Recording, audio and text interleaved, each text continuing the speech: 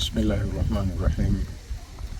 Alhamdulillahi rabbil alamin wassalatu wassalamu ala rasulillahi sallallahu alayhi wasallam. Assalamu alaykum wa rahmatullahi wa barakatuh. Wapenzi watazamaji, yeyote atakayeguswa na klipu hii hapa tulipo, mnapoona kuna foundation ya jengo ambalo ni la mayatima. Baadhi ya hao mayatima ni hao hapa walioko mbele yangu sasa hivi. Wanaishi kwenye eneo ambalo la kuwazima, na mwenye kuwazima wakati wowote anaweza akawa ana matumizi nayo. Hapa ni sehemu ambayo panajengwa kwa ajili ya kuwatunzia hao watoto mayatima, na pamefikia hatua kama mnavyoiona ya foundation, bado haijafika juu panapostahiki kuanza jengo.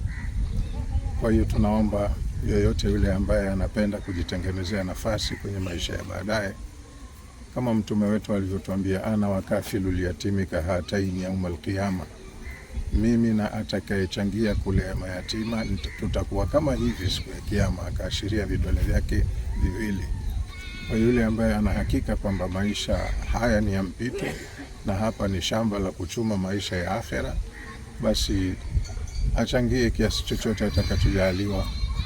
Hata kama yeye hana uwezo, atakapomjua mwenye uwezo amshawishi kuja kutoa mchango wake katika jambo la kheri kama hili.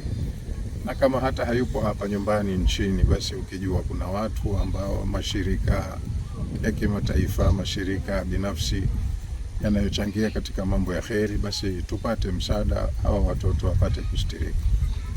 Wama tunfiqu wama tuqaddimu li anfusikum min khairin tajiduhu inda Allah wa khairan wa a'zama ajra wastaghfirullaha inna Allaha ghafurur rahim.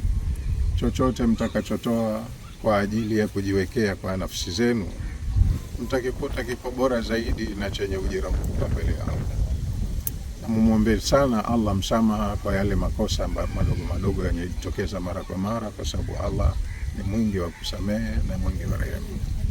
Wassalamu alaikum wa rahmatullahi wa barakatuh.